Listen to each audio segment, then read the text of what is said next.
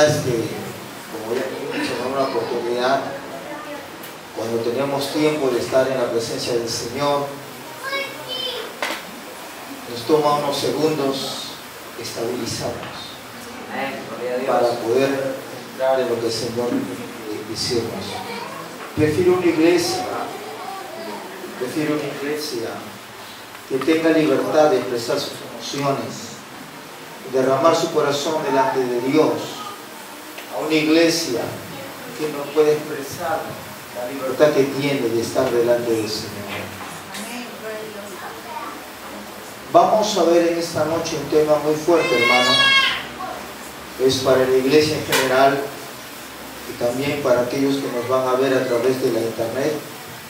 Es un tema fuerte, ya usted lo va a ver, hermano. Esperemos que no lo corten porque es amplio y no lo puedo hacer en dos partes. Vamos a ver, hermanos, para que usted pueda discernir lo que es una iglesia viva y lo que es una iglesia muerta. Vamos a ver las características de una iglesia viva y las características de una iglesia muerta, para que usted pueda identificar, para que usted no esté preguntando, ¿esta iglesia es buena, no es buena? Vamos a ver qué es lo que dice la Biblia, no lo que yo creo, no lo que me parece, no lo que pienso, sino vamos a ir a la palabra del Señor, y la palabra es suficiente para darnos los elementos de discernimiento que usted pueda ubicar una iglesia, no solo de sana doctrina, sino que una iglesia viva. ¿Por qué hablamos de una iglesia viva? ¿Qué tiene que ver con una iglesia no viva o muerta? Porque es obvio que una iglesia viva es la que está en dependencia del Señor más que de una organización o denominación. Una iglesia viva es aquella que fluye la vida de Dios y es la que está en continua preparación, de tal manera que sea cual fuere el momento en el cual suene la trompeta, la iglesia se va con el Señor. Es por eso que vamos a ver las características de una iglesia viva y las características de una iglesia muerta. Y ya me anticipo al final por razones de tiempo. Si usted está asistiendo a una de las congregaciones en las cuales usted va a ver las características de una iglesia muerta, las únicas alternativas que le quedan, número uno, es hablar con sus pastores o líderes y decirle que vuelvan a la palabra del Señor. De no ser así, usted tiene que tomar una segunda medida radical, y es tener que salir de ese lugar y orar para que Dios pueda conducirla a una iglesia de sana doctrina, una iglesia viva. La semana pasada, después del mensaje, cuando un hermano se me acercó, me dijo: pastor, lo que usted predicó es verdad, porque en un tiempo de oración Dios le habló a mi esposa las cosas que usted ha predicado en esta noche. Pero el asunto venía que con él conversábamos cómo Dios lo llegó a traer a esta congregación, porque Dios lo trajo, no nosotros. Y él recordaba el tiempo cuando estaba en una iglesia donde no había vida de Dios y cómo Dios lo pudo traer. Y en resumen le dije: mire, hermano, Dios conoce el corazón del hombre y de la mujer.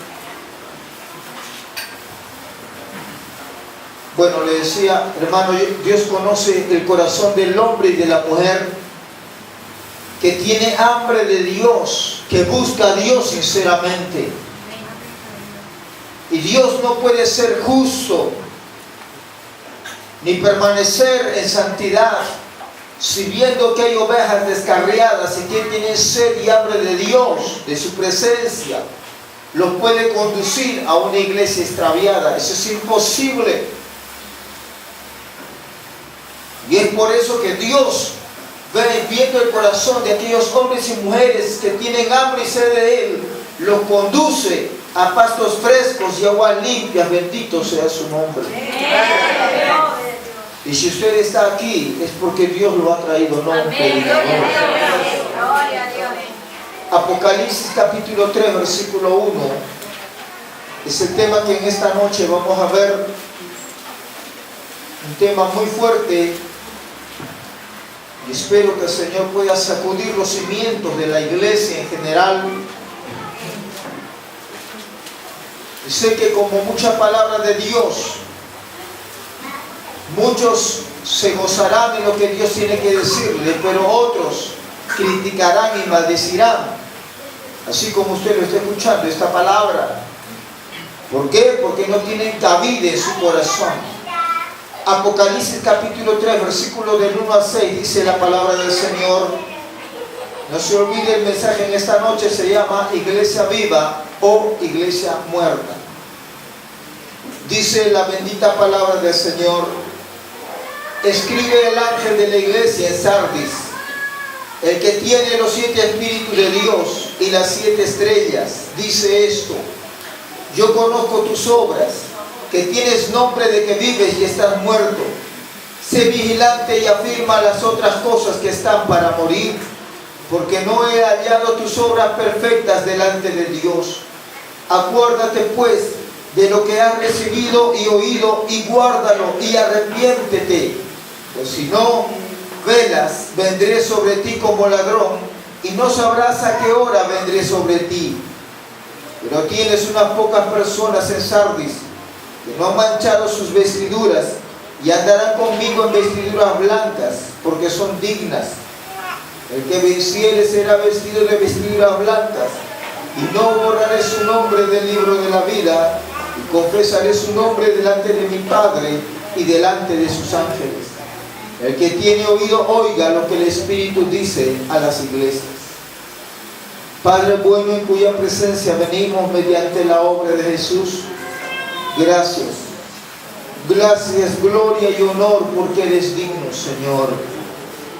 Tú eres el Todopoderoso, el Creador soberano, el único, incomparable, majestuoso, Rey de reyes y Señor de señores, que con la sangre de Cordero te has comprado un pueblo y una nación. Que alabe tu nombre, que bendiga tu nombre, que tiemble ante ti, Señor. Parte de ese pueblo estamos aquí reunidos en este lugar, en la cual, Señor, nos has traído, Padre. Hemos alabado tu nombre, hemos bendecido tu nombre, hemos orado, Señor, con un corazón contrito y humillado. Venimos no como perfectos, sino como pecadores, Señor, débiles, clamando misericordia y perdón, reconociendo nuestras debilidades e impotencia para salvarnos a nosotros mismos. Y aún ahora, Señor, en este momento en el cual queremos conocer tus caminos, queremos transitar por ella, te pedimos, Señor, que abras tu corazón. Cuánta gente necesita la palabra que ahora va a ser dada, Señor. Cuántos ojos serán abiertos por tu palabra y por tu Espíritu, Señor. Mas el que no quiera oír, su corazón será rebelde y será quebrado por la palabra. Señor, háblame y háblanos. Reconozco mi total dependencia de ti. Reconozco que soy incapaz para hablar las cosas sublimes, eternas tuyas, Señor. Por eso dependo completamente de ti. Para las cosas que han de ser reveladas ahora, Señor. Tu palabra sea el martillo que golpee los corazones. Tu palabra sea el fuego que consuma los corazones, oh Dios. Tu palabra sea el agua que traiga vida, oh Dios, a las almas sedientas. Háblame y háblanos.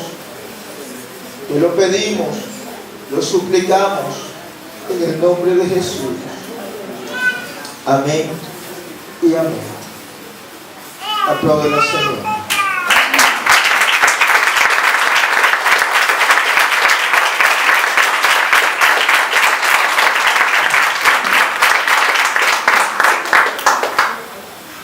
En estos versículos, Jesús tiene la plenitud del Espíritu Santo y conoce a profundidad a su iglesia. Eso es lo que quiere decir el que tiene los 7 espíritus de Dios. Está hablando de la plenitud del Espíritu Santo. Y dice, y las 7 estrellas. Jesús tiene eso. Está hablando de que Cristo, o cabeza de la iglesia. El que conoce a profundidad a su iglesia en todo lugar y en todo tiempo, a la iglesia de Sardis, le da un diagnóstico espiritual serio diciéndole: tienes el nombre de que vives y estás muerto. Había muchas obras sociales en la iglesia de Sardis, había mucha música, había mucha bulla, mucho grito de júbilo, había mucha danza, había mucha teología, había mucha gente, y sin embargo Jesús le dice: tienes nombre de que vivas y estás muerto. Actualmente nosotros estamos asistiendo a los funerales de la iglesia evangélica en muchas partes del mundo, porque la iglesia en muchas partes del mundo está muriendo, está agonizando, y en otras ya ha muerto. Y por muerte quiero indicar 4 cosas. Número 1, ¿a qué me refiero cuando hablo de muerte en una iglesia? Número 1, al estado de un sueño profundo, es decir, a una religiosidad, a una apatía profunda, a una costumbre, de tal manera que esa iglesia puede ser llamada una iglesia muerta. Está en un sueño del cual nada ni nadie lo levanta. La segunda forma de referirnos a la muerte en una iglesia es a una parálisis, a un estancamiento, a una inacción, a la falta de visión, a la falta de vida espiritual en una iglesia. Eso es muerte. En tercer lugar, muerte es la ignorancia que tiene una iglesia acerca de Dios y acerca del propósito eterno de Dios para la iglesia y cómo llevarla a cabo. Eclesiastés capítulo 9 versículo 5 dice: los muertos nada saben. Por supuesto, una iglesia muerta ignora la profundidad del nombre de Dios, ignora el propósito eterno de Dios. Es una iglesia que vegeta, es una iglesia que vive como una planta, nace, crece y muere. No tiene propósito, no tiene proyecto, no logra resultados. En tercer lugar, por muerte nos referimos a un aislamiento, a una separación que tiene una iglesia, una denominación o una organización eclesiástica de Cristo, la fuente de agua viva. Cuando una iglesia está separada de Cristo, la fuente de agua viva, esa iglesia se muere, esa iglesia se seca, esa iglesia tiene el nombre de estar viva, pero es una iglesia muerta. Y en la actualidad, ¿cuáles son algunas de las características de una iglesia muerta? Vamos a ver algunas características de una iglesia muerta en este tiempo. ¿Cuáles son algunas de esas características de una iglesia muerta? La primera característica de una iglesia muerta es que una iglesia tiene el altar corrompido. En el Antiguo Testamento, el altar de Dios era un lugar de ofrenda, donde los judíos podían presentar su holocausto, su ofrenda por el pecado. En el Antiguo Testamento, el altar era un lugar de consagración, donde un judío dedicaba algo o él se dedicaba a Dios. En el Antiguo Testamento, el altar era un lugar de voto, de compromiso, donde David dice: pagaré mis votos a Dios cada día. Porque no solamente David lo hizo, los judíos también en el Antiguo Testamento hacían votos a Dios. Recuérdese, ¿quién hizo un voto? Aquella mujer estéril llamada Ana, que le dijo a Dios, ¿qué cosa? Que era estéril, si me dieras un hijo varón. ¿Por qué no le dijo mujer? Porque las mujeres no entraban en el sacerdocio, pero por eso pidió un niño varón. Y cuando Ana le dijo en oración: Dios, si me dieres un hijo varón, yo te lo daré al sacerdocio todos los días de su vida. Eso es hacer un voto. ¿Y dónde se hacía eso? En el altar de Dios. En el Antiguo Testamento, el altar de Dios era un lugar de adoración. Cada vez que Dios le decía a Abraham: levanta un altar, Jacob levantaba un altar, Moisés levantaba un altar. ¿Era por qué? Porque estaban, ¿qué cosa? Alabando y adorando, reconociendo al Rey de Reyes y Señor de Señores. Amén. 4 cosas en el altar en el Antiguo Testamento. Pero dijimos que una característica de una iglesia muerta es que tiene el altar corrompido. ¿Y de qué manera en esta generación, en este tiempo, el altar se corrompe en una iglesia? Número uno, al permitir, dice, artistas cristianos pasan a un altar y se ponen a cantar, dicen que a Dios, y a unas horas después están participando en un espectáculo, en un show bailable, mundano, donde están llenos de fornicarios, de adúlteros, de borrachos. Esa forma corrompe el altar en algunos lugares. Años atrás, en una iglesia anterior que tuve la oportunidad de pastorear, un sábado habían invitado a uno de estos artistas, sí, artistas, no es ministro de alabanza ni salmista, no, era artista. En el mundo era muy conocido por radio y televisión, años, décadas, y había ido a cantar 3 canciones, y en ese tiempo por cada canción estaba cobrando 50 soles. El asunto es que en este sábado de jóvenes, después de cantar 3 canciones antes de la predicación, como había cantado muy bien porque era un cantante profesional, todos lo aplaudían. Quedaron muy maravillados de la forma como interpretaba esas canciones, cristianas entre comillas. Cuando el presidente de jóvenes le dijo, hermanito, ¿puede cantarnos una canción más? Dijo, no hay problema, 50 soles más, sube la tarifa, por cada canción 50 soles, y más le vale que se apure porque tengo que ir a la otra iglesia también a seguir cantando y a seguir ganando plata. Gracias a Dios que no estuve allí, si no lo reprendía, una patada lo sacaba en el nombre del Señor. Me enteré después de que ya se había ido el hombre. ¿Qué hermano le voy a llamar a ese hombre? Así se corrompe un altar. Cuando se permite que artistas, dice que cristianos, dice que dan testimonio allá, cuando lo único que hacen es cantar 2 o 3 horas y al finalizar, cuando la gente está toda embarrada de placer, de pecado, de alcohol, lo único que dice es, bueno, ¿saben qué? Yo soy cristiano, me entregué a Cristo, se le recomiendo a Cristo. Ese es todo el mensaje que dan después de 2 horas de estar deleitando la carne y al mundo y al diablo. Un altar se corrompe, en segundo lugar, cuando se hacen teatros en el púlpito con escenas diabólicas o de borrachos o de drogadictos. ¿Cuántas iglesias han sucumbido a eso? ¿Por qué? Porque queremos hablar un lenguaje juvenil, y porque queremos hablar un lenguaje juvenil convertimos la iglesia en un teatro y salen los jóvenes cristianos o las señoritas cristianas haciendo escenas de demonios, de alcohólicos, de borrachos o delincuentes. Eso no honra el nombre del Señor. En tercer lugar, un altar se corrompe cuando hacen coreografías juveniles en los altares cristianos, donde las señoritas o adolescentes muestran las piernas, muestran el ombligo o muestran el escote de sus pechos. Es triste, aún en aniversarios de iglesias evangélicas, cuando visitan las iglesias de otras congregaciones, hacen ese tipo de coreografías.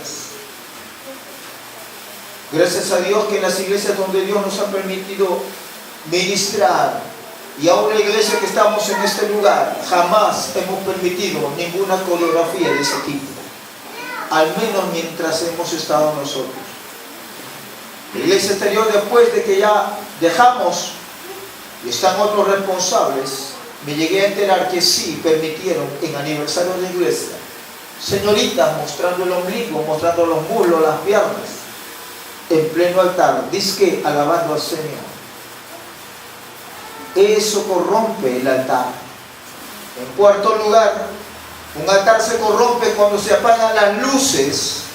Se apagan las luces de la iglesia y del altar, y en su lugar se pone luces de colores, se ponen globos, serpentinas, pica pica, mucho humo de colores, tal que se está haciendo. Hay que hablar su lenguaje. ¿Qué han hecho? Están corrompiendo el altar. En una oportunidad, la hija de un pastor evangélico pentecostal en esta ciudad de Lima, Perú, le dijo a su padre, ella estudiaba ciencias de la comunicación en la universidad, y ella le dijo a su padre, papá, los sábados de los cultos juveniles son muy aburridos. Mis amigos de la universidad, que son como 60, podrían venir, papá, y cuántos de ellos se pueden entregar a Cristo. Pero ellos no van a venir en un culto así juvenil, papá. Cantamos música triste, oramos, una predicación de 2 horas. No, ellos se aburren, ellos quieren luces de colores, quieren un ambiente de discoteca. ¿Qué hizo este padre cristiano evangélico pentecostal? Dijo, muy bien, hijita, por causa de las almas, encárgate este domingo de que sea el culto como tú quieres y como piensas. ¿Qué hizo ese domingo? Sábado de la noche, culto de jóvenes. Hizo lo que mencionamos de antes. Hizo un ambiente de ¿qué? Juvenil. Se apagaron todas las luces. Trajeron esas luces de colores, rayos láser, pica pica, serpentina, globos. Total, la iglesia estaba penumbra, solamente la parte del altar se miraba ahí, y a unos cristianos, dizque metaleros, Cristo, dizque estaban alabando al Señor. En la puerta ya era el tiempo del culto, y efectivamente vinieron muchos compañeros de estas señoritas de la universidad, porque para ellos pues es como una discoteca. Y como ellos pensaron que era una discoteca, no una iglesia, en la puerta de la iglesia estaban que se besaban y se manoseaban los jóvenes mundanos. Eso nunca se hace. Eso corrompe. Eso abre puertas a demonios, y demonios de alto calibre. Sexto lugar, un altar se corrompe cuando es utilizado para presentar bailes folclóricos o típicos como marinera, guaylas, la tuna, la tuntuna, sicuris. El guaylas es Santiago. El Santiago es una canción blasfema. Parte de la letra del Santiago dice, el Santiago es más que Cristo. Esa es una blasfemia, porque nadie es más que Cristo. Él es el Rey de Reyes, Señor de señores, Señor de gloria.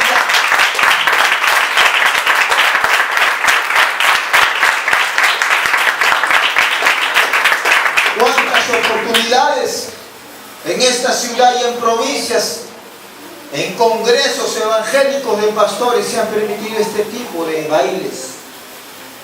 Dice que para disfrute de los pastores o para un break, para un relajo. Hermano, la iglesia del Señor no necesita ese tipo de disfrutes. Amén. El Señor es nuestro reposo. Amén. A su nombre, gloria. ¿Qué más? Un altar se corrompe cuando usan el púlpito para promocionar candidatos políticos, o peor aún, rendir homenaje a autoridades políticas. Es muy conocido en esta ciudad de Lima y en este distrito de San Juan de Lurigancho. Por más de una vez, cuando han venido predicadores muy conocidos, han venido a este distrito, cercano a este local donde estamos, que hay pastores, y más de un pastor, que hace eso. Es decir, que apoya candidatos políticos, o que en reunión de pastores dicen, bueno, hermanos, aquí está Este pastor ha dejado el ministerio, ha pedido licencia, vacaciones, porque está candidateando por el partido A o por el partido B. La pregunta viene, ¿y por qué hay pastores que hacen eso? Número uno, porque hay pastores que tienen intereses políticos. Ellos quieren ocupar un lugar político, sean como regidores, sean como alcaldes o sean como congresistas. Y la segunda razón por las cuales hay pastores o ministros que apoyan a políticos dándole lugar en un altar. ¿Por qué? Porque tienen colegios, tienen institutos o academias, tienen radio o televisión y quieren quedar bien con el gobierno de turno. ¿Para qué? Para que no les quite la licencia, para que no les prohíba. Tienen ONGs y que dicen, no, yo tengo que quedar bien con los congresistas o con el presidente de la República, porque si no me cierra mi radio, me cierra mi canal de televisión o me quita los colegios la licencia de funcionamiento.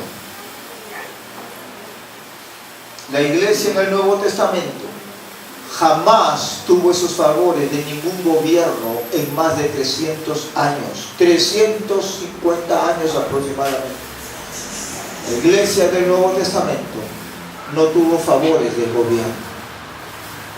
Su servidor, años atrás, hace una década, estaba pastoreando una de las iglesias más antiguas y más grandes en esta nación. Dios nos dio ese privilegio de hacerlo. Y en esa oportunidad vino un candidato, más de un candidato vino, llamándose cristiano evangélico, pidiendo el altar, todos diciendo lo mismo. Hermanos, queremos el altar. ¿Para qué? Para que los cristianos no voten por un mundano, voten por un cristiano. Y con ese lema querían que nosotros pudiéramos dar el altar para que ellos promocionen su candidatura. ¿Qué hicimos nosotros? Ninguno de los candidatos, ninguna de las veces que vinieron, nosotros les permitimos usar el altar para promocionar su candidatura, ni tampoco para poder decir que voten por él o por ella. ¿Entiende? El altar es sagrado, hermano. Así sea en la punta de un cerro más alto, en la serranía peruana, así sea 4 esteras, así sea Tripley, así sea Calamina, no importa, un altar es santo, porque allí, como lo dijo Dios, ¿a quién? A Moisés: quita el calzado de tus pies porque pisas tierra santa. Así es el altar, hay que hacerlo respetado. A este lugar, aunque venga el presidente de la República, aunque venga la presidenta del Congreso con todos los honores, aunque venga el alcalde de este distrito con todo el respeto que merece, tiene su lugar ahí adelante, pero de ahí jamás puede pisar este lugar. Así sea el presidente de esta nación, el altar se hace respetar, y mientras estemos estos siervos de Dios, el altar no será pisado por ningún político, así sea cristiano. A su nombre, aplaudan al Señor, aleluya.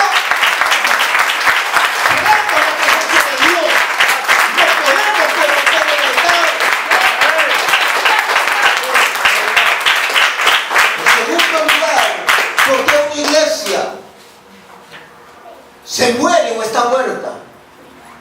La segunda causa por la cual una iglesia está muerta es porque tiene un mensaje antropocéntrico y no cristocéntrico. ¿Cómo es un mensaje antropocéntrico? Que usan la Biblia para hacer sentir bien a la persona, que usan las promesas de Dios para enganchar a la gente a hacer proselitismo religioso. Dios no enseña, Cristo no enseñó a hacer proselitismo religioso. Esto no es un partido político, esto no es un club social, esto es la casa de Dios sin puerta del cielo.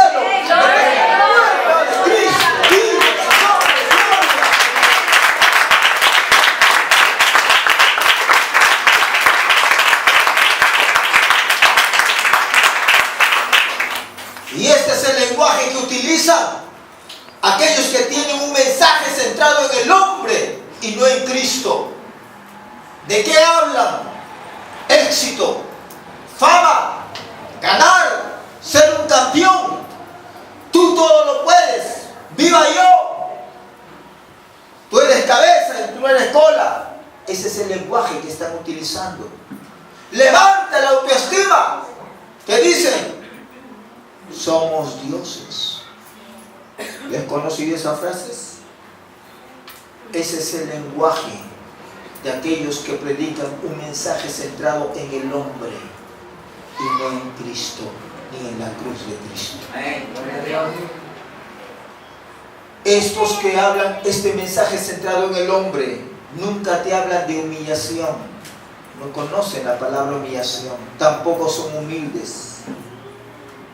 Sacándose fotos con un jet privado de espaldas, sacándose fotos con un 4x4,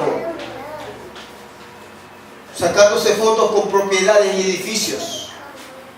¿Tú crees que están demostrando humildad? No pueden. ¿Entiendes? Ellos nunca te van a hablar de humillación, nunca te van a hablar de arrepentimiento, nunca te van a hablar de llevar la cruz, porque ellos no conocen lo que es cruz. ¿De qué cruz van a hablar si no conocen? No te van a hablar del infierno. No, el infierno asusta a la gente. Eso era el evangelio hace 50 años. No, ahora no. Ahora es el evangelio de la prosperidad. Ellos no te van a hablar de hacer tesoros en los cielos. ¿Cuál tesoros en los cielos? Si no creen que eso es cuento, fábula.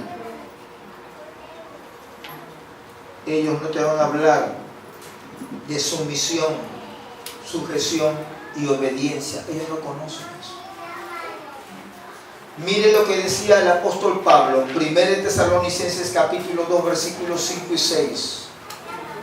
No usamos palabras lisonjeras. ¿Qué significa palabras lisonjeras?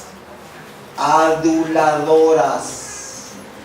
1 Corintios 2, 4 y 5, Pablo dice: mi predicación no fue con palabras persuasivas. Pablo no era un vendedor, no era mentiroso. Hablaba palabras inspiradas por el Espíritu Santo de Dios. La tercera característica de una iglesia muerta es que no está educada a escuchar la voz de Dios. No quieren oír a los predicadores que le disciernan su pecado y les corrigen. Esa es una iglesia que no está educada a escuchar la voz de Dios.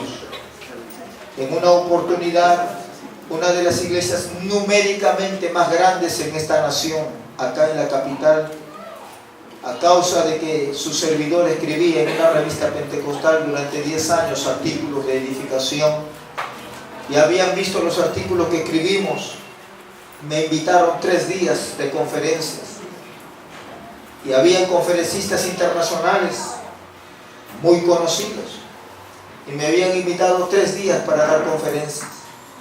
Ayuné 4 días antes de ministrar en este congreso internacional, y el 4.º día de ayuno Dios me mostró la realidad de las esposas de la mayoría de los ministros que iban a estar en este congreso. No menos de 400 mujeres, la mayoría esposas de ministros de diferentes denominaciones, iban a estar en este congreso. Dios lo sabía, yo no. Primera vez que iba a ese congreso internacional. Y el asunto fue que Dios me mostró, me habló claro, me dijo: siervo, muchas de esas esposas de ministros son mujeres sanas, santas, piadosas, de oración y de ayuno, pero son sufridas porque algunas de ellas, de niñas, han sido abusadas y acosadas sexualmente. Otras de ellas han caído antes de que se casen en fornicación y han abortado y nadie sabe. Otras de esas mujeres son golpeadas físicamente por sus esposos que tienen cargos ministeriales y son muy conocidos. Y hay esposas que tapan el adulterio de su marido, porque si ellos denuncian el adulterio de su marido, lo disciplinan al marido y se queda sin trabajo porque él ya pasa de los 60 años. Hermano, cuando yo escuché eso, Dije, Dios, jamás me van a volver a invitar si es que predico eso. Pero conociendo la voz del Señor, dije, aunque no me vuelvan a invitar, no me interesa, yo predico lo que Dios me ha pedido. Llegué después de esos 4 días de congreso, de esos 4 días de ayuno, fui al congreso, y antes de comenzar el primer día de conferencias, me puse a orar y el Espíritu Santo vino, y lo que me había hablado en el ayuno lo dije interpretando lenguas. Y ahí estaban autoridades de esa iglesia, obispos, ancianos, como usted lo quiera llamar, superintendentes, presbíteros, lo que usted quiera llamar, que estaban allí. Y no menos de 400 mujeres, que ya te dije, la mayoría eran de oración y de ayuno, eran pentecostales, hablaban en lengua, hasta tenían dones de sanidades. Y el Señor me dijo bien claro, esas mujeres piadosas, si van a la batalla espiritual, el diablo las va a hacer llorar. Pero diles que yo traigo sanidad para ellas en este congreso. Entonces cuando comencé a orar, los primeros minutos les dije, hermanos, no se preocupen, voy a cumplir con el temario que me han dado para estos 3 días de congreso. Pero primero tengo que decir lo que Dios, mi Padre, me está encargando que les diga a ustedes. Y cuando comencé a orar por el Espíritu Santo, comencé a interpretar lenguas, lo que el Señor me había dicho en los 4 días de ayuno. Y algo ha parecido a lo siguiente, dijo el Señor. En este congreso hay mujeres que han sido violadas de niñas. En este congreso hay mujeres que están siendo golpeadas por sus esposos, que son autoridades en su denominación. En este congreso hay esposas que están esperando que termine este congreso porque ya están haciendo los trámites para divorciarse. En este congreso hay esposas que tapan el pecado del adulterio de su esposo. Terminé de hablar casi como 10, 12 minutos eso. Y dije, todas a las que Dios les ha podido hablar, pasen adelante. ¿Cuánto creen de 400 mujeres? ¿Cuánto creen ustedes que pasaron adelante? Si fueron 20 las que se quedaron, fue mucho, hermano. Más de 390 personas pasaron adelante.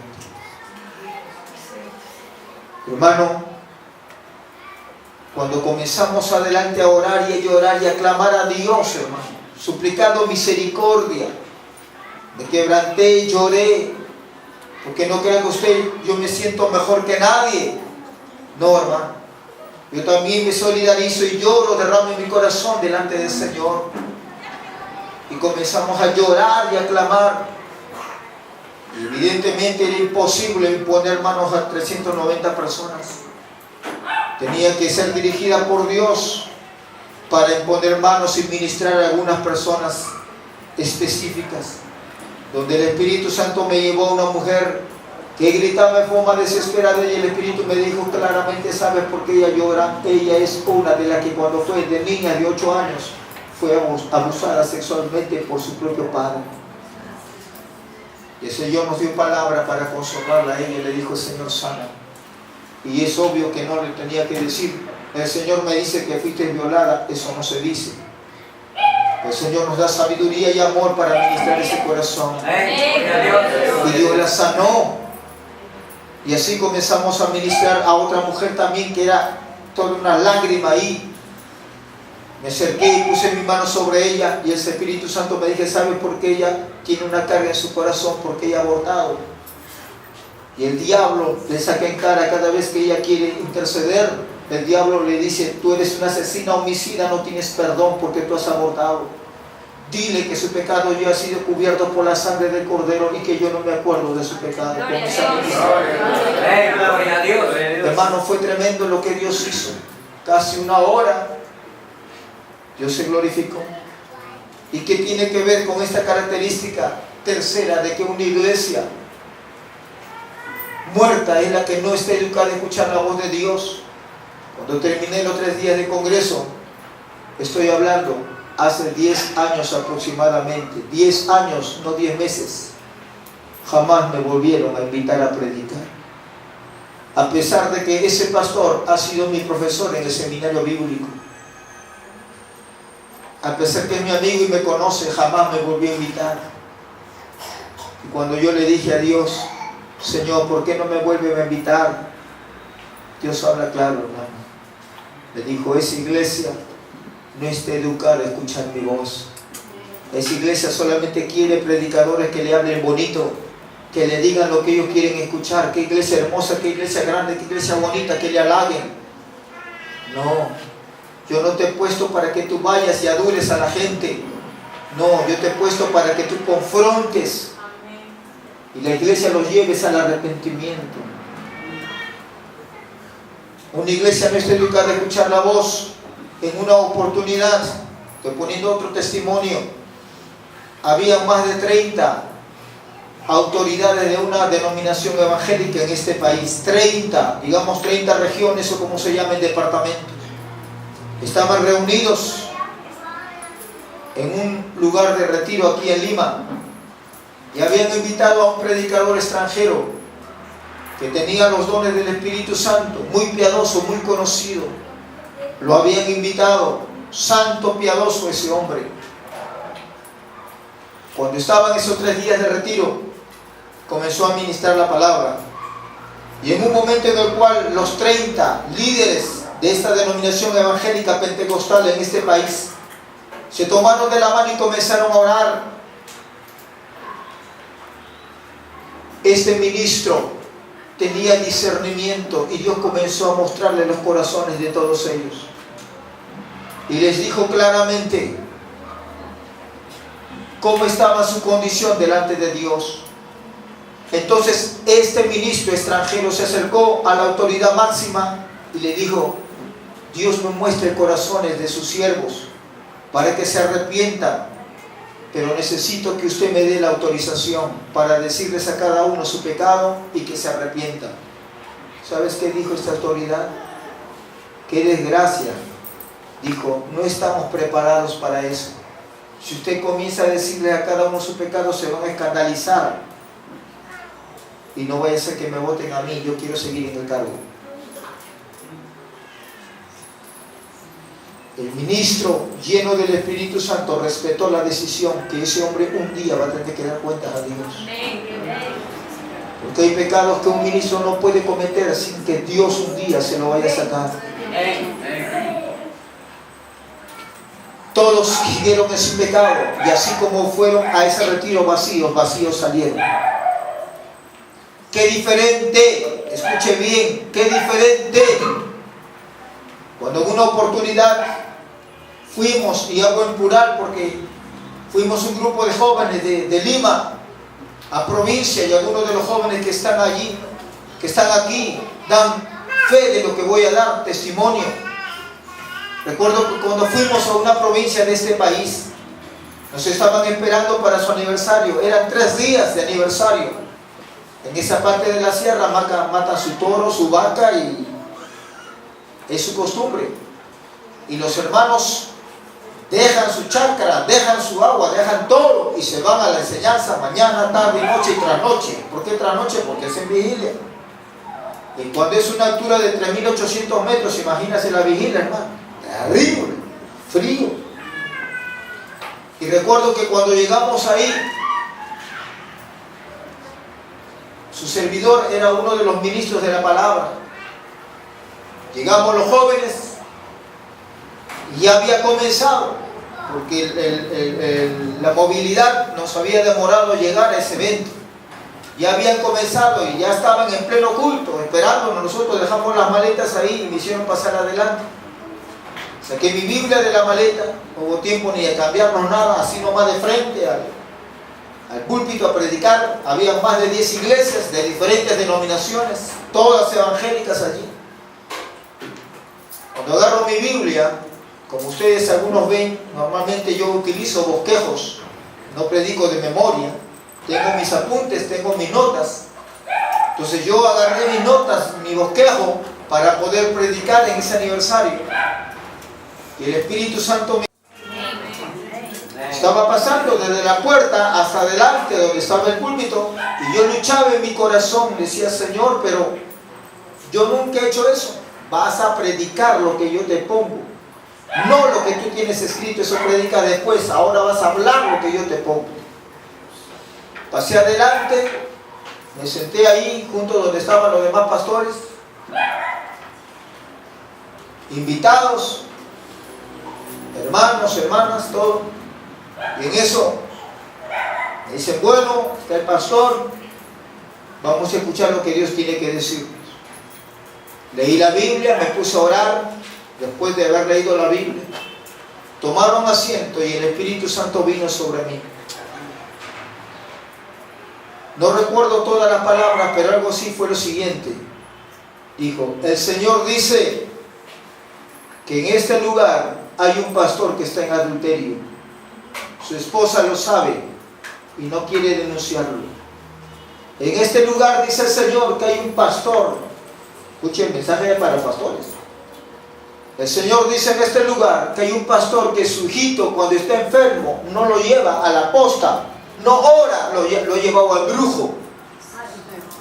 En este lugar dice el Señor que hay un pastor que me está metiendo golpe a su mujer.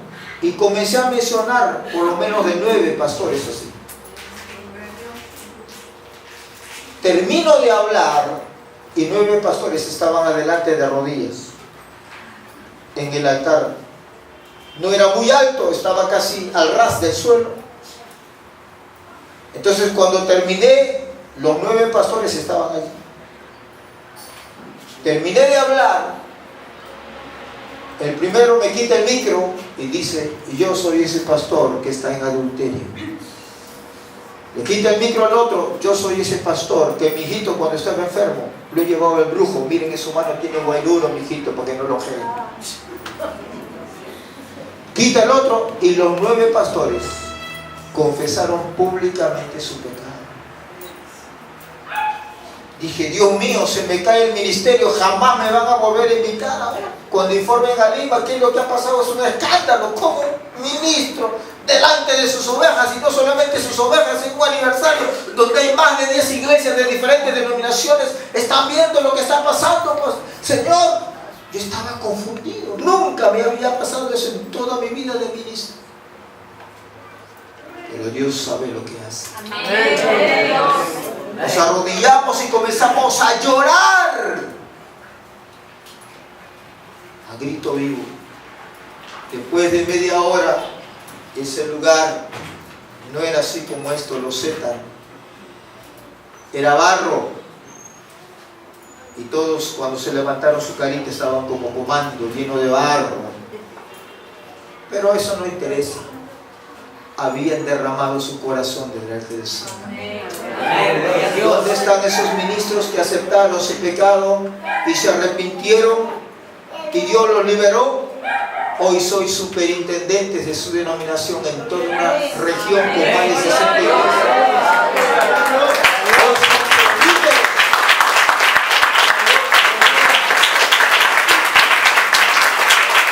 Una iglesia muerta no está educada a escuchar la voz de Dios. ¿En cuántas iglesias donde vamos a predicar y el Espíritu Santo nos dice de frente cuál es el pecado que hay desde el altar hasta la congregación? Jamás nos vuelven a invitar porque dice, no, te va a discernir. ¿Cuál es el problema? ¿Cuál es el problema?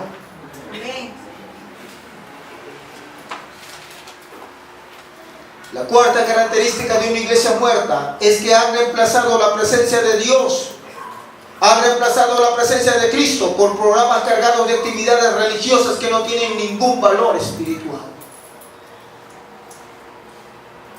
La presencia de Dios es inconfundible, hermano.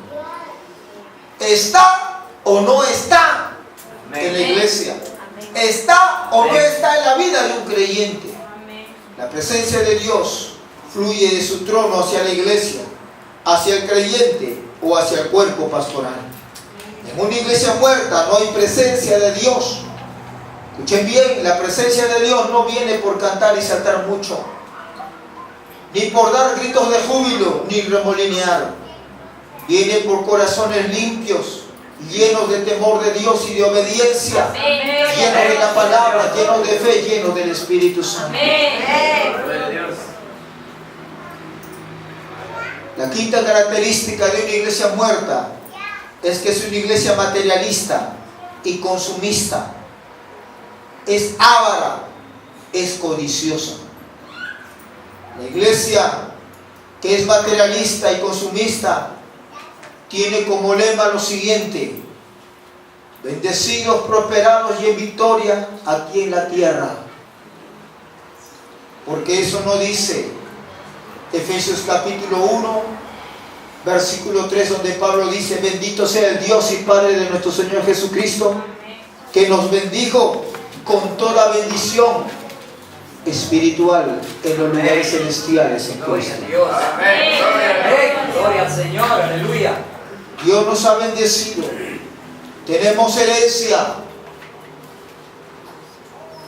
Somos ciudadanos de un reino celestial. De allá venimos, porque hemos nacido de allá y allá vamos. Somos peregrinos, somos turistas.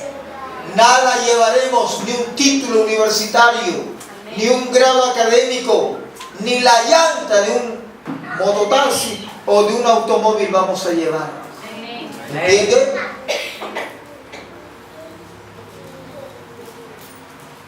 Hace años pregunté al Señor en oración: Dios, ¿por qué no escucho un mensaje de cómo hacer tesoros en los cielos? Y el Señor fue claro cuando me respondió: siervo, no vas a escuchar un mensaje acerca de cómo hacer tesoros en los cielos. ¿Por qué? Porque los pastores, en primer lugar, no creen que hay tesoros en los cielos. Tesoros en los cielos, ellos dicen: no, eso es para los sonsos, para los tontos como niños que creen que hay tesoros en los cielos. Mentira, esos cuentos. En segundo lugar, ¿por qué no vas a escuchar una predicación de cómo hacer tesoros en los cielos? Porque no tienen tesoros en los cielos. Es imposible que alguien que no crea que hay tesoros en los cielos, corona, recompensa, carro de fuego, el que no cree que hay eso, menos va a tener. Y en tercer lugar, el Señor dijo: nunca vas a escuchar un mensaje de cómo hacer tesoros en los cielos, porque no saben cómo hacer tesoros en los cielos. No saben. En el mundo terrenal, escuche bien, te voy a poner un ejemplo. ¿A quién creen ustedes que invitan para dar conferencias de hacer tesoros en la tierra? ¿A un pobre mendigo? ¿A un miserable? Un ejemplo terrenal: un hombre de provincia peruano, décadas atrás, vino de la sierra y no sabía leer ni el castellano ni escribir. Vino así de la serranía peruana. ¿Qué hizo este hombre? Él es actualmente uno de los empresarios más grandes en este país, que al año factura más de 450 millones de dólares en ventas. Exporta prendas de vestir al extranjero. Él dio una conferencia en la Universidad Nacional Mayor de San Marcos para empresarios, universitarios y graduados. Y él dijo: yo cuando vine de la sierra, ni leer ni escribir sabía. Cuando vine aquí, tuve que aprender a escribir y a leer. Tuve que esforzarme mucho. ¿Para qué? Para aprender el arte de vender, dijo él. Porque yo no tengo ninguna profesión, pero aprendí el arte de vender. ¿Cómo compra la gente que hace plata? ¿Cómo vende la gente que hace plata? Así él comenzó a dedicarse a la venta. Y así fue prosperando. Llegó a tener su empresa y, como le digo, actualmente, ¿cómo está la economía de este país en muchos lugares? ¿No está llorando este país por los muertos que hay a causa de las lluvias torrenciales, de los huaicos y desbordes? ¿Sí o no? Mucha gente ha perdido no solamente casas y bienes terrenales, sino también su trabajo, ¿o no? Muchos han quebrado, sin embargo, él no ha quebrado. Él sigue facturando 450 millones de dólares, vendiendo a Latinoamérica, vendiendo a Europa, vendiendo a Norteamérica. O sea, ni la lluvia ni los huecos le quitan ni $1 a este hombre. ¿Por qué le invitan a él a dar conferencias? Y ojo que cuando él da conferencias, él no da gratis. Cobran esas conferencias. Por eso te decía, ¿a quién se invita a dar conferencias para hombres de negocios? A un hombre terrenal, materialmente, humanamente exitoso. ¿Correcto? Pero un pastor, un predicador que no tiene tesoros en los cielos, que no cree que hay tesoros en los cielos, ¿puede enseñarle a usted cómo hacer tesoros en los cielos? Como dijo un conocido predicador en canales de televisión y en el YouTube, a mí no me importa si hay calles de oro en los cielos, yo quiero el oro acá. Eso es lo que están predicando. No creen, y como no creen, ni parte tienen en el reino de los cielos. La sexta característica, característica número 6 de una iglesia muerta, ¿cuál es? Es que esta iglesia ha sucumbido, se ha rendido, se ha ahogado ante el mundo por tratar de evangelizar con métodos carnales y métodos humanos. Primero fueron los músicos en la década de los 70 y 80 que se corrompieron y se mundanalizaron. Como el director de música rock dijo en una oportunidad cuando lo entrevistaron en el extranjero, dijeron: nosotros estamos haciendo un cruce de rutas en la música gospel, música rock, cristiana y mundana. ¿Por qué? Para evangelizar. Esos muchachos jamás conocen el poder del Espíritu Santo. ¿Me entienden? Otras iglesias que están haciendo el equipo de fútbol cristiano para que entre a la liga de los profesionales y después en la Copa América vamos a dar testimonio de que Cristo es el Señor. ¿Esto qué creen? ¿Que está descubriendo la pólvora? ¿Qué nos enseña la historia? Que Jesús en su época ya había deporte o no. ¿Por qué ya había deporte en la época de Jesús? A ver, dígame, ¿por qué ya había deporte en la época de Jesús? Porque siglos antes de Cristo, donde surgieron los Juegos Olímpicos, en Grecia, maratón en Grecia, siglos antes de que Cristo se encarnara, ya había los Juegos Olímpicos en Atenas, en Grecia. Y habiendo deporte en la época de Jesús, ¿qué dijo Jesús? Me pongo, ¿qué cosa? El Sporting Jerusalén. ¿Así dijo Jesús? No, mejor decir, vamos, Galilea. No. Ni Betel Fútbol Club, ni Jerusalén Junior, ni nada. Jesús jamás utilizó el fútbol para evangelizar. Su palabra llena del poder del Espíritu Santo, echando fuera dominación a los oprimidos del diablo, era suficiente.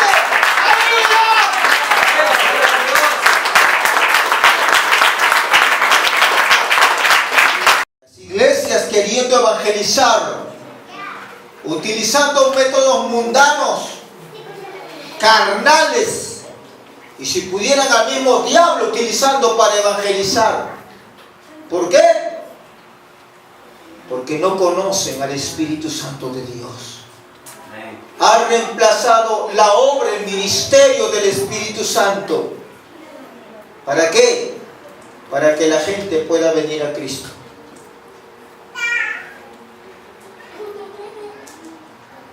Está entre nosotros una hermanita que ya la conocen algunas y otras la van a conocer en su tiempo. Tiene un ministerio, Dios le llamó al ministerio. Hermano, no sabiendo Biblia como debiera ser, usted sabe más de Biblia que ella. No conociendo hebreo, griego, ni nada de eso. Simplemente ella habiendo sido tratada por Dios, porque Dios la sanó del suicidio, se puso a orar en su tierra, en su provincia, cuando fue a ver a unos familiares. llena del Espíritu Santo de Dios, bendito sea el Espíritu Santo. El Espíritu mismo le llevó a orar por sus propias familias o amigas o compañeras de trabajo, endemoniados, endemoniadas. Dios lo usó para liberar y sacar cantidad de demonios, y no cualquier demonio, hermano. ¿Cómo lo hizo? Espíritu Santo. Ese es el Evangelio pentecostal que ya no se predica ahora. Ese es el Evangelio que se ha perdido, y una iglesia muerta recurre al mundo, a la carne, al diablo. ¿Para qué? Para traer las personas, dice, a Cristo.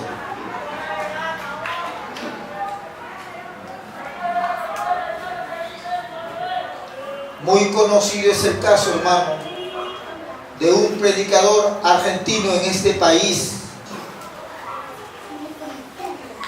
Muy conocido es el caso de este predicador argentino que se puso a participar en un show de baile y salía los sábados por televisión. Y cuando ya lo iban a sacar del programa porque no bailaba bien, le dieron una chance, un comodín, bailar con un transexual para que pueda seguir participando en esos shows mundanos, por supuesto. Cuando este pastor argentino le entrevistaron unos periodistas en la televisión y le dijeron: ¿cómo es posible? Este es un pastor evangélico pentecostal y está participando en un concurso de baile que no es cristiano. Miren la osadía que tuvo de decir este hombre. Dijo: predicador que no baila, no conoce Biblia. No le digo que vaya a su iglesia, hermano.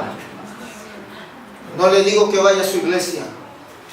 Porque si usted ve música metal ahí, satánica, porque en los volantes para evangelizar ese tipo de música utilizan allí.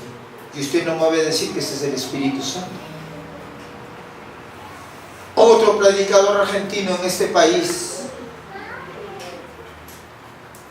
ya estaba llegando la época de verano y tuvo la osadía de decir a las adolescentes y señoritas de su iglesia, y hay testigos de lo que estoy hablando, hermano, no estoy inventando. Dijo: hermanitas, ya viene el verano, vayan desempolvando su ropa de baño, su bikini, su tanga, su hilo dental, pues nos vamos a la playa a predicar a Cristo. No pasó mucho tiempo, este predicador cayó en adulterio, se destruyó su hogar, se destruyó la iglesia. Y no es un chiste, mi hermano. El Señor llora, mi Señor llora por estas cosas que están pasando. Un predicador argentino más, no me las he aprendido con ellos, pero me da pena porque muchos de ellos, hermano, tal vez tengan buenas intenciones, pero Dios volverá sobre ellos, sobre sus cabezas de ellos, la carnalidad y mundanalidad que está trayendo. Yo lo he escuchado, a mí no me han contado más de un predicador argentino que ha venido como misionero a este país. ¿Qué cosa dicen? Ay, ustedes los cristianos de esta iglesia pentecostal en Lima son anticuados, son pitecantropis, dinosaurios, huelen a polillano, a naftalina. No, nosotros venimos con un evangelio más moderno, pinky pinky. ¿Y qué han hecho? Han corrompido y mundanalizado la iglesia. Porque la han corrompido, han metido rock and roll, han suprimido los ayunos y las vigilias y la santidad de muchas horas, jóvenes. Ahora vamos a hacer un concierto y se ponen a hacer conciertos. Qué triste, mi hermano. Qué triste. Dios volverá sobre ellos el pecado y la maldad, porque un predicador, escuche bien lo que le digo, hermano, un predicador jamás puede predicar carnalidad y mundanalidad sin que Dios deje tragar sus palabras. Acuérdese lo que le estoy diciendo. Si yo predico, un cristiano puede tomar cerveza, con tal que no se emborrache, Dios me va a hacer tragar mis palabras. Si yo predico, no importa cómo tú te vistas, con tal que dejes la gloria a Dios y tu corazón esté limpio, Dios moverá sobre mi cabeza lo que predico. No es así, mi hermano. Uno no puede predicar carnalidad y corrupción y esperar que Dios te respalde. Jamás Dios va a hacer eso. Dios respalda su palabra de santidad. Está escrito en David, la suma, el conjunto, el total de tus palabras es pura y santa. La palabra del Señor.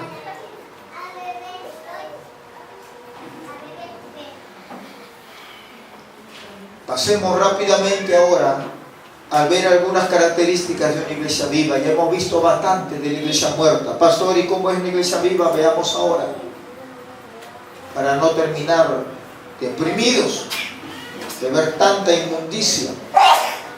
¿Cuáles son algunas de las características de una iglesia viva en el día de hoy?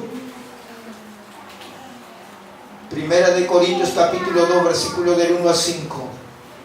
Es la primera característica de una iglesia viva. Pablo, inspirado por el Espíritu Santo, dice lo siguiente: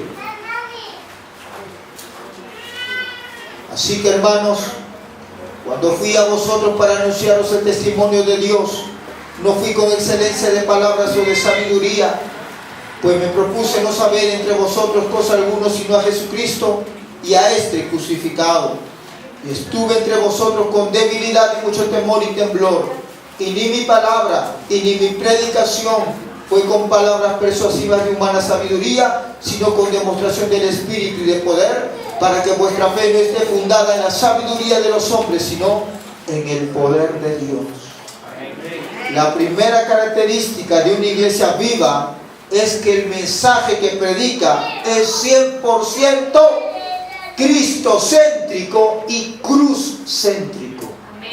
Está centrado en el Cristo de la cruz. La segunda característica de una iglesia viva es que sufre y padece por Cristo. Hechos capítulo 16, versículo 23 al 26. Vemos como Pablo en Filipos es azotado y encarcelado. Luego hay un terremoto donde las cadenas de los presos se revientan y el carcelero, esperando ser muerto por sus superiores, porque si alguno de los presos escapaba, lo mataban al carcelero. Sin embargo, Pablo se levanta y dice: no te hagas daño, aquí estamos todos. El carcelero, viendo ese milagro, que dice: ¿qué haré para ser salvo? Y Pablo lo conduce a los pies de Jesucristo. Así comenzó la iglesia en ese lugar. ¿Cómo? En medio de la sangre, en medio de los azotes, en medio del dolor, en medio de la persecución, con sufrimiento. Así comenzó la iglesia en muchos lugares en el Nuevo Testamento. No fue fácil. No había libertad de culto. Los perseguían, los mataban, los torturaban. Hace casi 30 años atrás, yo estaba mucho más joven que ahora, por supuesto, pero hace más de 30 años atrás, en un lugar del Agustino llamado 7 de octubre, un lugar donde dicen que la vida no vale nada hasta ahora, lleno de delincuencia, y en la década de los 70 y los 80 lleno de terroristas, porque había muchos terroristas. Su servidor con 2 ancianos que ya están en la presencia de Dios. 2 ancianos levantamos una iglesia. Comenzamos a predicar en ese lugar y pasamos momentos muy duros cuando los jóvenes terroristas de ese lugar venían y nos amenazaban. Cuando nosotros invitábamos a la gente para que venga a los cultos, recuerdo que había noches donde ellos agarraban y quemaban las pepitas secas del ají y con un cartón lo echaban adentro donde estábamos, el cuarto donde nosotros nos reuníamos para hacer el culto. Hermano, no se podía ni hablar. Usted imagínese eso, todo el mundo tosía. ¿Cómo podías hacer algo contra estos terroristas si estos estaban armados y no tenían miedo a las autoridades, menos a unos cristianos que tienen Biblia? Otros días seguíamos haciendo cultos en ese lugar. ¿Qué hacían ellos? Agarraban recipientes, lo que se llama el vacín, o esos recipientes donde estaban orines, y en pleno mensaje que estaban predicando, echaban adentro, hermano. Otras veces echaban excremento. Así nació la iglesia en ese lugar. Los que hoy están trabajando allí como ministros, los que hoy están participando en esa iglesia no conocen, porque ya los que Dios usó, con excepción de su servidor que todavía estamos vivos, ya partieron con el Señor. Pero ¿cómo comenzó esa iglesia? Con sufrimiento, con dolor, con lágrimas. Entonces la segunda característica de una iglesia viva es la iglesia que sufre por causa de Cristo. No esperen ustedes que le den un Grammy, un premio, un diploma por vivir en santidad en medio de una generación corrupta. No espere que le den una medalla de oro porque usted no se corrompe así como sus amigos o colegas de trabajo, en la universidad, en su oficina, en el mercado. No espere que lo acepten, al contrario, lo van a aborrecer. Y Jesús lo dijo: si a mí me aborrecieron, a ustedes también los van a aborrecer. La tercera característica de una iglesia viva es que es atacada por el diablo y sus demonios. Un ejemplo bastante didáctico que pongo.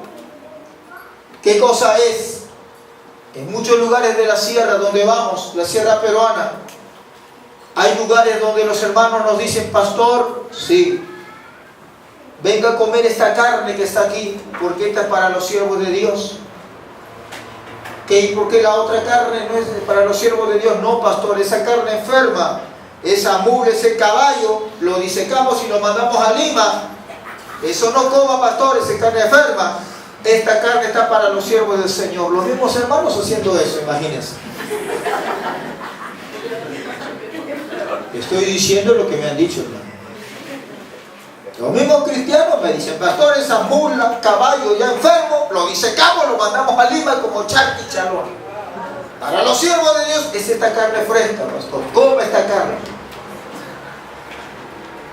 Y en más de un lugar así, Oxapata, Huancavelica, Oquepata, Ayacucho, Puquio, Lucana, diferentes lugares donde hemos ido.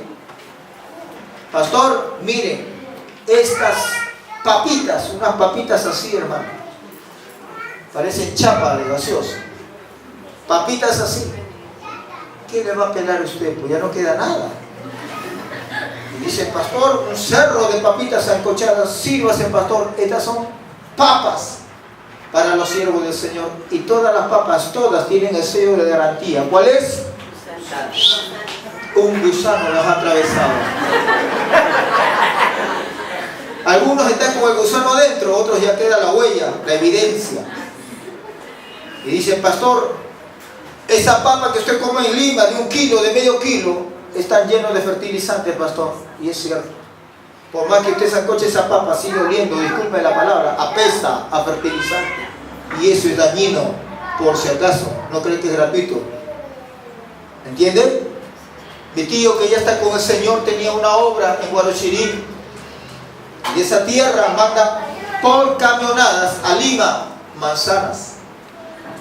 Israel, delicia, qué sé yo. Cuando yo iba me decía: siervo, me decía, no comas la manzana que mandamos por camionadas a Lima. ¿Por qué? Me explicaba él.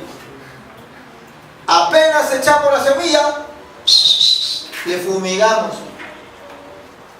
Pasa 1 mes, 2 meses, otra fumigada. Ya está saliendo, para que no le pique, lo fumigamos. Más grandecito para que no pique, cuando comienza a florar, otra fumigada. Hasta el final, para que esa manzana crezca grande, bien rosadita y no se lo pique. Como 7 fumigadas le metía. Y todo eso es químico y ya se daña. Por eso que ahora se comen las frutas pelándolas, no como hace 30, 40 años de atrás, donde la cáscara de la fruta tenía más vitamina que lo que estaba dentro. Ahora no se puede hacer eso, porque encima está rodeado de químicos y fertilizantes y preservantes que es cancerígeno en algunos casos. Me decía: siervo, no comas esa fruta que mandamos para Lima, tóxica. No, mira, siervo, estas manzanitas chiquititas y todas con su sello de garantía, un gusanito atravesado o el gusano adentro. ¿Me entiende? El último ejemplo, para que usted vea la autenticidad. Si usted tiene dos flores, una flor artificial y una flor natural, la abeja, ¿dónde va a ir? ¿En la flor artificial o natural? Usted no puede engañar a la abeja, pues, mi hermano. ¿Me entiende? En Lima, ¿cómo comemos los choclos? Grandote, ¿verdad? Llenos de dientes más grandes que los nuestros. ¿Usted lo ha olido? Huele feo. Yo antes tomaba el agua de choclo. ¿Qué voy a tomar esa agua de choclo? Se apesta. Es tóxico. Sí, el agua de choclo es bueno, pero no de ese choclo. Voy a la sierra, me dice: siervo, acá está chiquito. Hay que comer 20 para que te llenes. En Lima uno solo grandote. Y cada uno de esos choclos tiene su sello de garantía. ¿Cuál es? Atravesado por un gusano. Usted no puede engañar al gusanito, pues el gusanito huele, ya. Tiene fertilizante, tiene tóxico, ya, no lo pico. ¿Cuál es el sello de garantía de un tomate, de una papa, de un tubérculo? El gusano, pues ese es el sello de garantía, es chiquito, no es grande. ¿Me entiende? ¿Cuál es una evidencia de una iglesia viva? Que el diablo la golpea, el diablo la ataca. Al diablo no le interesan las iglesias muertas, porque están llevando gente al infierno. Eso no le interesa al diablo. Pero al diablo sí le interesa una iglesia de santidad, de sana doctrina, una iglesia llena de la presencia de Dios, una iglesia llena del Espíritu Santo. Amén. Porque esa iglesia no se va para el infierno, está preparada para irse con su Señor. Bendito sea.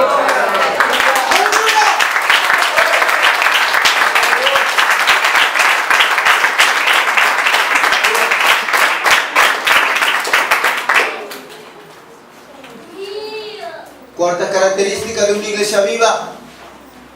¿Cuál es la cuarta característica de una iglesia viva? Tiene altos estándares de santidad. Por razones de tiempo me es imposible poder desarrollar a profundidad todos estos temas, lo vamos a ver más adelante. Pero sí tengo que mencionarlo porque es parte del tema. Una iglesia viva tiene altos estándares de santidad. No es la que predica. Bueno, a Dios lo único que le interesa es cómo está tu corazón. Y no importa cómo te vistas, mostrando parte de tu seno, tus escotes, mostrando los ombligos, mostrando los muslos, como la telenovela, como la televisión, como las vedettes o los modelos del mundo dicen: tienes bonito derrière, tienes bonitos glúteos, tienes bonitos muslos, bonitas piernas tienes. ¿Por qué las tapas? Muestra Dios el Espíritu Santo. ¿Entienden? Entonces, una iglesia viva, hermano, tiene altos estándares de santidad. Y no solamente es por su forma de vestir, por su forma de hablar y por su forma de vivir. En más de una oportunidad, en este lugar, lo digo públicamente, Dios ha mostrado pecados. Por eso que nos gusta cuando el Señor nos dijo: una vez por mes, una semana por mes deben de ayunar, porque en cada tiempo de ayuno Dios hace dos cosas en esta iglesia: saca pecados escondidos y habla el Señor. Amén. Gloria a Dios. Y acá le hemos dicho públicamente, claro que no lo puede decir usted, para que no se resienta. Pero cuando el Señor mostró pecados, yo lo dije claramente: 3 mujeres están en fornicación. Esta es la iglesia viva, al cual Dios le revela los pecados. ¿Para qué? Para que que se arrepientan, no para escándalo. ¿Entienden? Y cuando le confronté a una de esas señoritas y le dije, tú has caído en fornicación, y me mintió, sí, más fresco que la lechuga, me mintió. Dios me volvió a mostrar que había caído en fornicación. Hasta que después vino pidiendo perdón y dijo, pastor, yo le he mentido. No lo voy a asustar, pero ya le dije. Tú tienes que tener mucho cuidado cuando un ministro te pregunta. Porque la unción que está en él, tú no puedes jugar con la unción de Dios. Porque el juicio de Dios te puede caer. Y ella a tiempo se arrepintió y tuvo que ser puesto en disciplina a causa de su pecado. ¿Entienden? Entonces, una iglesia viva tiene altos estándares de santidad. No solo en su vestir, en su vivir. En una iglesia, no en este lugar, en un ayuno, en una iglesia que me invitaron, había por lo menos 60 personas, de ellas no menos de 45 mujeres y el resto varones. La mayoría eran hermanas jóvenes, solteras y algunas casadas, o la mayoría casadas, más de 30. El asunto era que en pleno ayuno, el predicador, que es un amigo mío, me invitó a dar la palabra y me dijo, habla sobre un tema de la familia. En medio del mensaje acerca de la familia, el Espíritu Santo me toma y me comienza a decir lo siguiente. El Señor dice, a mí no me vas a engañar, dice el Señor, detrás de ese pelo largo y esa falda larga se encuentra una mujer que no obedece a su marido.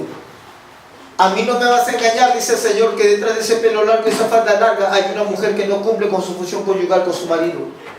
A mí no me vas a engañar, detrás de ese pelo largo y esa falda larga, dice el Señor, que hay una mujer que tiene la boca sucia, chismosa, lengua larga. Yo estaba asustado porque el predicador que me invitó estaba atrás, el pastor. Yo lo dije en medio del mensaje, en medio de un ayuno. El Espíritu Santo me dijo, dilo eso. Terminé la parte que el Espíritu Santo me guió, terminé el sermón, el mensaje, y llamé al altar. Aquellas a quienes el Señor les habló, pasen adelante. Casi todas las casadas pasaron adelante. Dios les había hablado. Hermano, una iglesia de santidad no es solamente la santidad por lo externo, es por cómo vivimos cada día.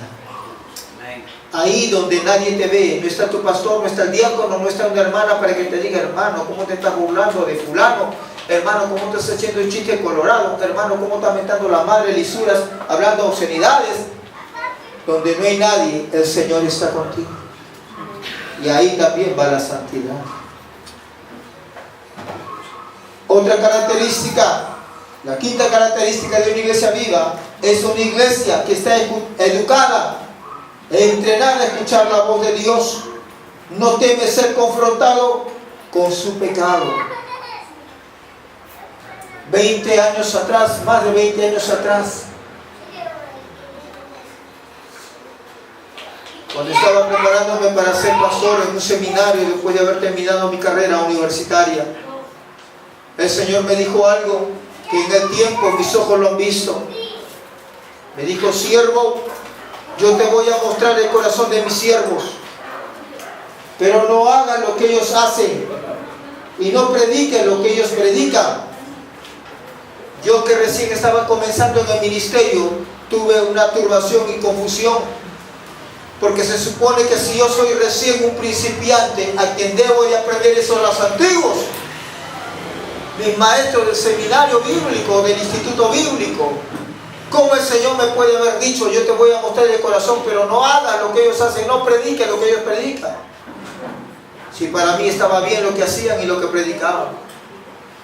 Con el transcurrir de los años, 5, 10, 15 años, esos líderes que eran mis maestros de seminario o instituto bíblico, esas autoridades eclesiásticas, Dios me comenzó a mostrar su avaricia, su codicia, su amor por la plata, cómo utilizaban el dinero que debiera haberse utilizado para la obra de Dios, lo utilizaban para sus propios intereses. Dios me mostró cómo había ministros que perdían una consulta pastoral y en vez de dejar la iglesia, se metían a la iglesia y la iglesia se dividía. Dios me mostraba ministros cómo caían en adulterio y los demás, porque eran sus amigos, sus compinches, sus cómplices, lo tapaban, su adulterio. Cuando yo comencé a ver eso y comencé a escuchar que comenzaban a predicar los encuentros, que en el encuentro no se puede decir nada, que en el encuentro le pones el mantel blanco reemplazando al mantel negro, que en el encuentro tienes que tonar un pedazo de madera y clavar, y esos clavos, esas huellas representan tu pecado, que en el encuentro tienes que quemar papelitos y un montón de prácticas ocultistas y católicas y otras satánicas. Cuando comencé a escuchar que estos predicaban eso, yo entendí lo que Dios me había dicho años atrás. Yo te voy a mostrar el corazón de mis siervos, pero no hagas lo que ellos hacen y no prediques lo que ellos predican. Y Dios es fiel, hermano. Dios es fiel, porque si hasta ahora, por la misericordia de Dios, bendito sea su nombre, nos mantenemos, como dijo Pablo a Timoteo, guarda el buen depósito de la sana doctrina por el Espíritu Santo, es porque Dios es fiel, porque preferimos pagar el precio de mantenernos en la sana doctrina, aunque nos difamen, aunque nos burlen, aunque nos critiquen, aunque nos voten, no interesa. Preferimos mantener la sana doctrina que es en Cristo Jesús y por el Espíritu Santo. A su nombre.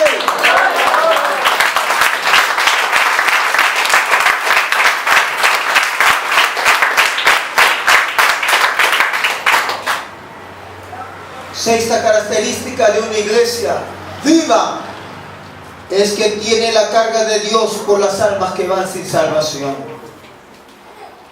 Una iglesia viva llora como Dios llora como Cristo llora por las almas que van sin salvación. Derrama su corazón. El buen pastor va a buscar a la oveja perdida, no va a comerse a la oveja perdida. ¿Me entiendes?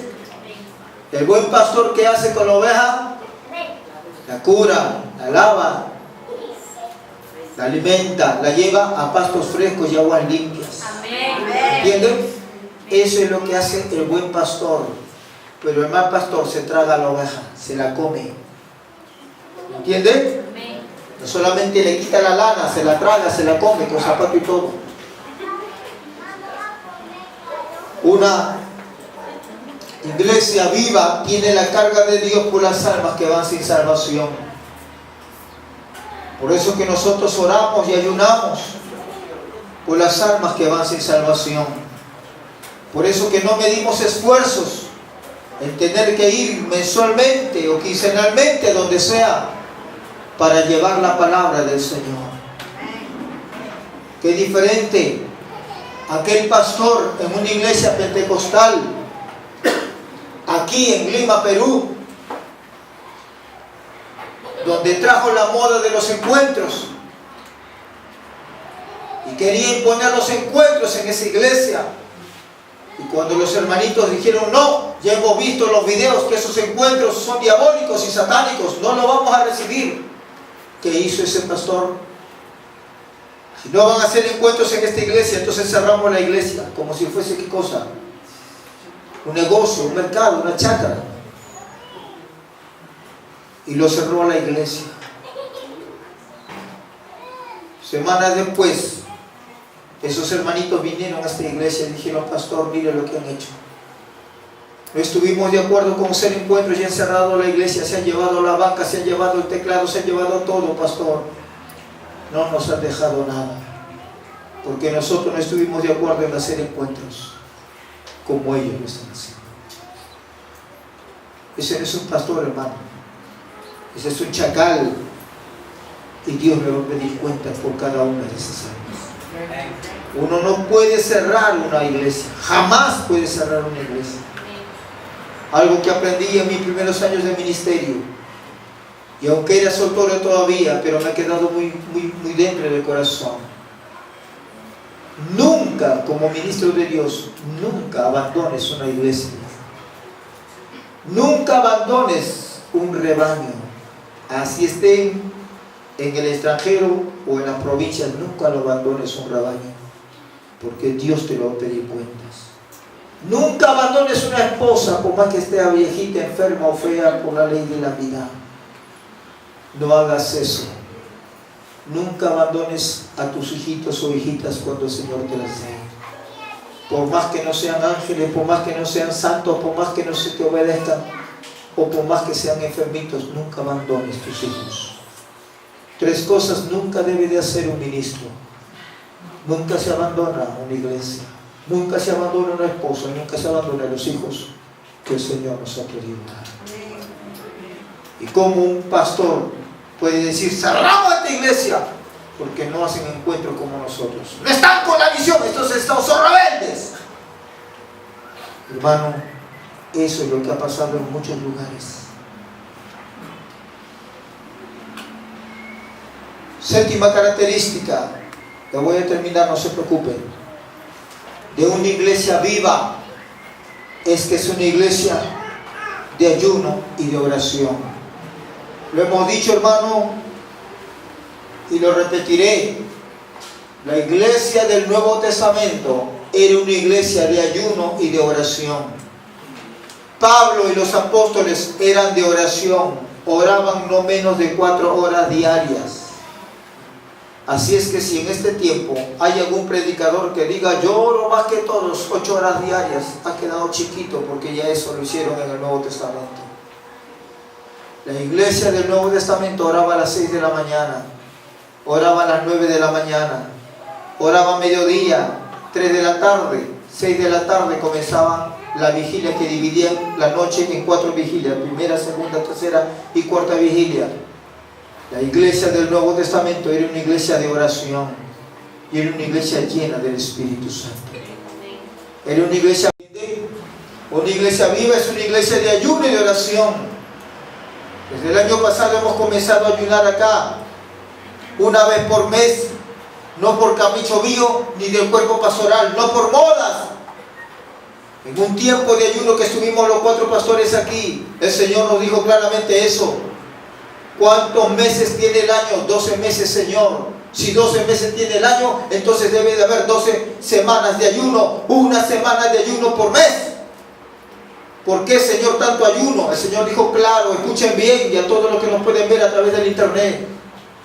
El Señor dice, no este predicador, ¿por qué una iglesia viva debe de ayunar por lo menos una semana al mes? El Señor dijo, para que por lo menos mi iglesia sobreviva en medio de la porquería, la asquerosidad, la inmundicia de esta generación perversa y corrupta que cada vez va de mal en peor. Entonces, para que una iglesia sobreviva, debe de ayunar por lo menos una semana por mes. A su nombre. Aplaudan al Señor. Aleluya.